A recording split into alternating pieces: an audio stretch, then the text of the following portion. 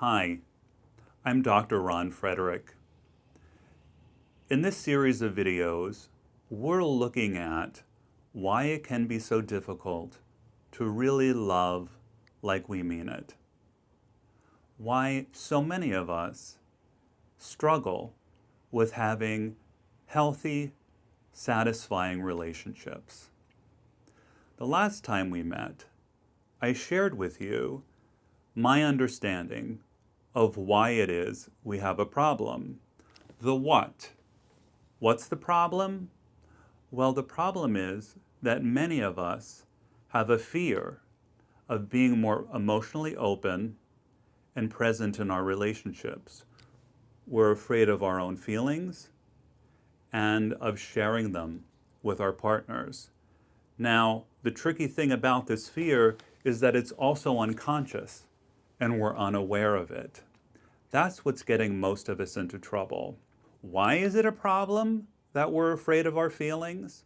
Well, because our feelings, our emotions, are precisely the thing that enable us to build strong emotional connections with our loved ones.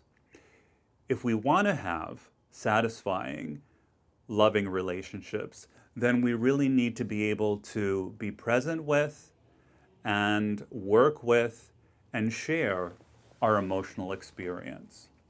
In this video, we're going to be looking at the why. That is, why is it that so many of us struggle with our emotions? Why do we fear being more emotionally present and authentic with our partners? Well, the short answer is that our adult brains are still operating on wiring that was established in the first few years of our lives. Wiring that informs us how to be, and equally important, how not to be in our relationships. So if we think of our brain like a computer, many of us have software, so to speak, that's outdated and doesn't really fit for our present day living. To understand how all this comes to be, we need to really go back to the beginning, to our beginning, to when we first landed on the scene, when we were first born. When we're born, we're completely dependent on our caregivers, our parents, in order to survive. Really, if they didn't take care of us, we'd die, we'd perish. So our drive as a human child, as an infant, is to attach to our parents, is to form a strong connection with our caregivers. Like I said, if we don't, it's a matter of life and death. And so that drive is innate and biologically based. We all have it. We come into the world ready to and needing to attach. Now, we used to think that babies attached to their parents or their mother because she or they fed them. But now we know that's not the case. The main reason, and we understand this through all the studies that have been done on attachment and through attachment theory, that the main reason why infants, why children, why human beings bond with one another is to feel secure, is to be safe. That is our primary need. If you think eons ago, we wouldn't have survived in the wilderness. We wouldn't have survived in prehistoric times if we weren't taken care of, if we weren't sheltered, if we weren't protected from danger, let alone whether we were fed or not. So in particular, what's the most important thing is having someone there who is emotionally responsive and will attend to our emotional needs. If we're upset and someone's always reliably there, we learn that we're safe in the world. And this is particularly important to us.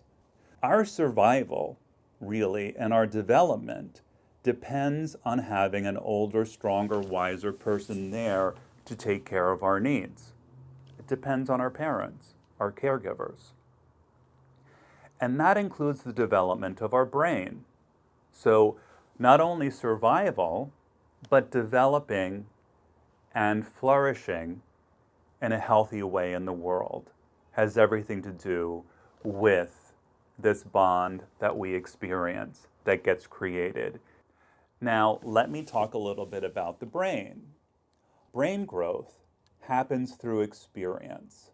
So brains don't grow in a vacuum.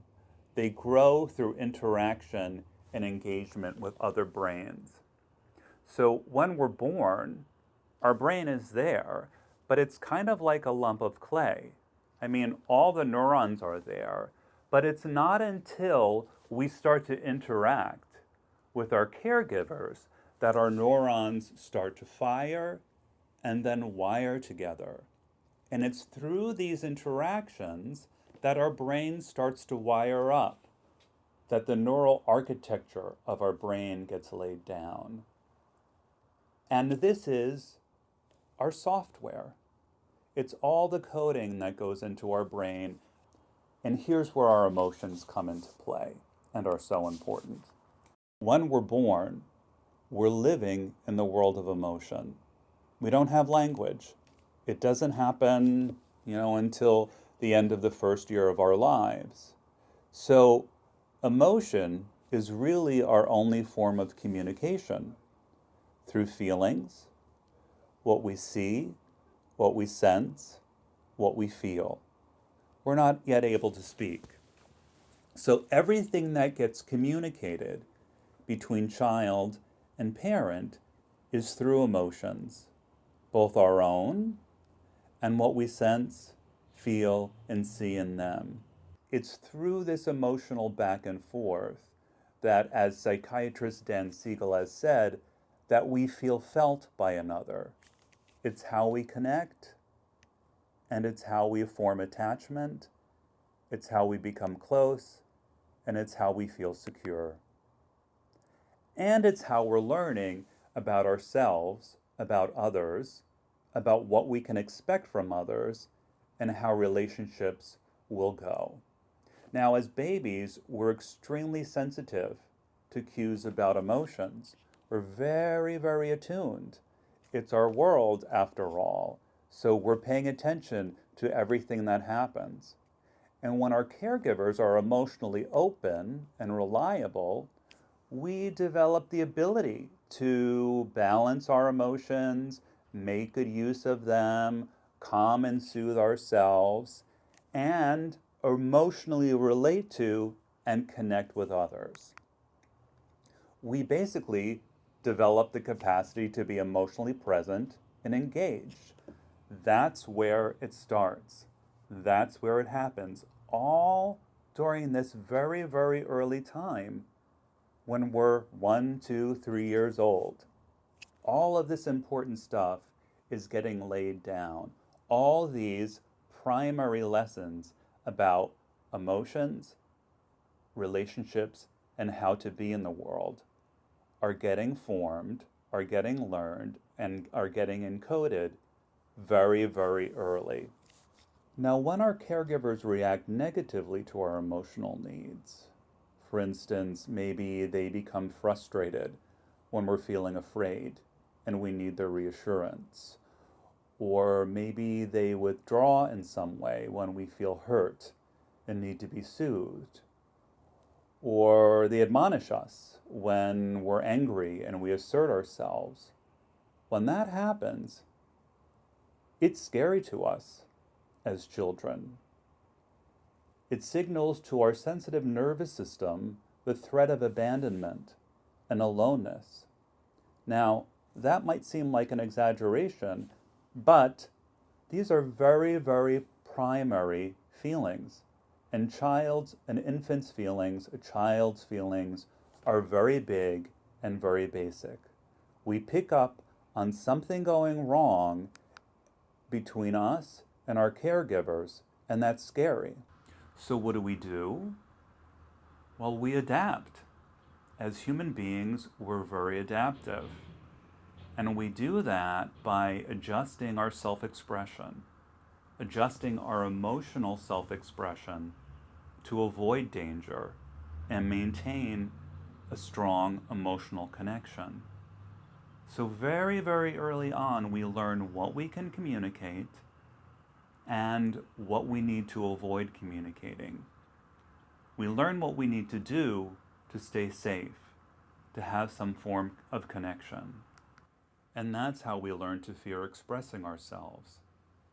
Instead of feeling emotionally safe, to explore our relationships with our caregivers in a way that fosters a learning and growth, we become anxious and we hold certain feelings back. We adjust our behaviors to avoid the danger of disconnection from our loved ones. So in short, we suppress the feelings that threaten our sense of safety and security with our caregivers. And we may amplify those feelings that please them in some way, or get their attention at the very least, and allow us to feel some degree of connection. And all of this information about what's okay to feel, what's okay to share, what's not, what's dangerous and needs to be avoided, all of that information gets encoded in our brain and stored implicitly. So what does that mean? It means that all these powerful lessons about emotion and connection, how to do relationships, are stored in parts of our memory that are outside of our awareness. So all of these lessons really are unconscious. They operate on an unconscious level, and they guide our behavior without us knowing it. Now, you may wonder, why is that? Why shouldn't it be conscious? Well, it's meant to help us. If we had to think about everything that we do, we wouldn't get very far. So the kinds of things like doing relationships that we do all the time, all of that information, basically the software, right, should just operate on its own without us thinking about it. So it's supposed to be a good thing, but it's really only a good thing if the lessons that we learned helped us to deal with our feelings and relate with others in a healthy, positive way. But when we had experiences that led us to feel afraid of emotionally being ourselves, it's not so helpful. And that fear that's been wired in persists, even if it's outside of our awareness. Our nervous system keeps responding as though we're in danger. So it's all happening on an unconscious level, and we're being controlled. We're being controlled by an old fear. So when certain feelings or needs arise in our present day relationships, that is, in our relationships with our partners now, our nervous system is set off based on this early wiring. It's set off, and we're not even aware that it's coming from the past, that it's an old fear that was wired in a long time ago. And we react defensively in the moment as though the threat of abandonment persists.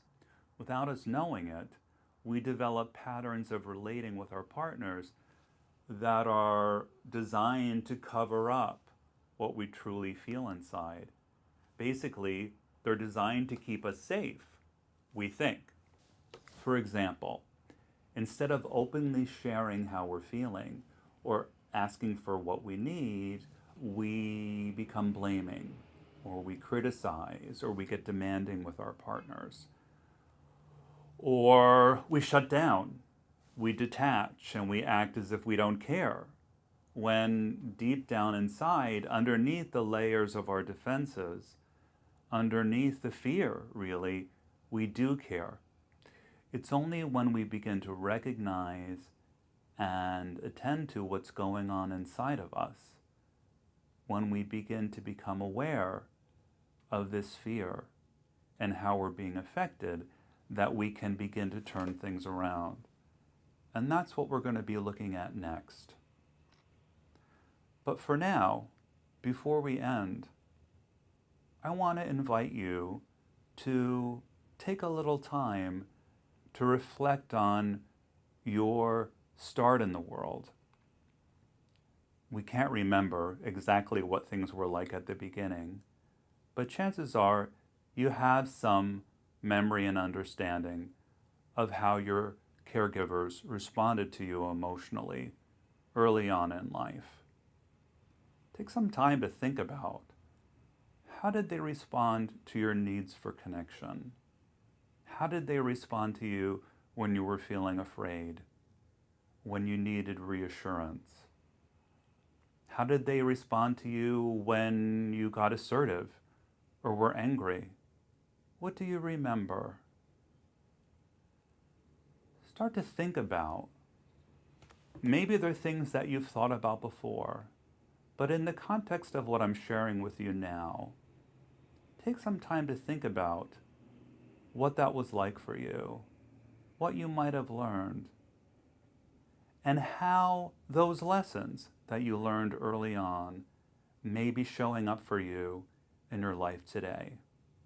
In our next video, we'll look at the steps we can begin to take to start to turn this around, to let go of this fear and be able to have the kinds of relationships that we'd like to have. I hope you'll join me.